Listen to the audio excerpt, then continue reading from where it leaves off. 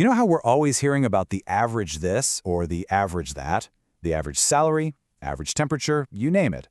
But what if I told you that the average is, well, only half the story? Today, we're going to talk about standard deviation, the amazing tool that shows you all the critical stuff the average just leaves out. I mean, really think about it. If you know the average score of a basketball game was, say, 100 to 100, does that tell you if it was a nail-biter that went into overtime or a total snooze fest? No way. Relying just on the average can be super misleading, and that is the exact problem we are going to tackle right now. Okay, so here's our roadmap. First, we'll see exactly why the average just doesn't cut it. Then, we'll get into what standard deviation actually is, and I'll walk you step by step through how to calculate it. And finally, we'll clear up a couple of really important details, the difference between population and sample, and deviation versus variance. So, let's dive in. Right then. First things first, let's really hammer home why that simple average or mean just can't give us the full picture. Okay, check this out. This slide shows it perfectly. We've got two cities, City A and City B. Both of them have the exact same average temperature, 20 degrees. So if you only looked at the average, you'd think, hey, they're basically the same place, right?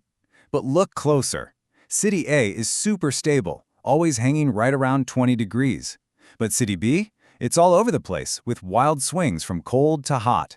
Same average, but a completely different reality. This is the story the average just can't tell you. So, how do we actually measure that swinginess? That's where our hero, standard deviation, makes its entrance. Let's break down what it really is. So the textbook definition says it's a metric that quantifies the dispersion of data points relative to their mean. Phew. But, in plain English, it just tells you how far, on average, each piece of data is from the middle. It's one single number that beautifully sums up how spread out everything is. And this is the perfect way to picture it. A low standard deviation means all your data points are like best friends, all huddled up close to the average. That's our predictable City A. A high standard deviation means your data points are, well, they're practicing social distancing. They are spread far and wide from the average, and that's our chaotic City B. All right, time for the part that sometimes makes people nervous, the math. But honestly, don't worry. We're going to break this down into 5 super clear, totally manageable steps. You got this. So let's use a real example from our source material to make this easy. Let's say we've measured the height of 6 people, and we want to figure out just how much their heights vary. Okay, here we go. Step 1. Find the average height.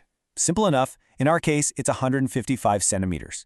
Step 2. For each person, figure out how much their height differs from that average. Step 3, and this is the clever part, you square each of those differences. Why? Because it makes all the numbers positive, so the negatives and positives don't just cancel each other out. Step 4. You find the average of all those squared numbers. And finally, step 5, you take the square root of that result. That brings the number back into our original unit, centimeters. And boom, there's our answer, 11.5 centimeters. So what does that number actually tell us? It tells us that, on average, each person in our group is about 11.5 centimeters away from the mean height. It's a really powerful way to summarize the diversity of that group in just one number. Now there's one small but really important wrinkle we need to iron out. It turns out there are actually 2 slightly different ways to do that calculation. It all depends on whether you have data for everybody or just a small group. See, if you have data for the entire population, like the height of every single student in one specific classroom, you divide by n, the total number of students. That's the population formula. But most of the time, we don't have everyone. We just have a smaller sample that we're using to guess what the whole group looks like. In that case, you use the sample formula, and you divide by n-1 instead.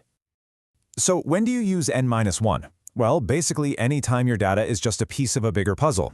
If you're running a medical study on a few hundred people to represent millions, you use n-1. Here's the easiest rule of thumb straight from our source. If you don't have data for every single person in the group you care about, use n-1. Simple as that. All right, we're on our last stop.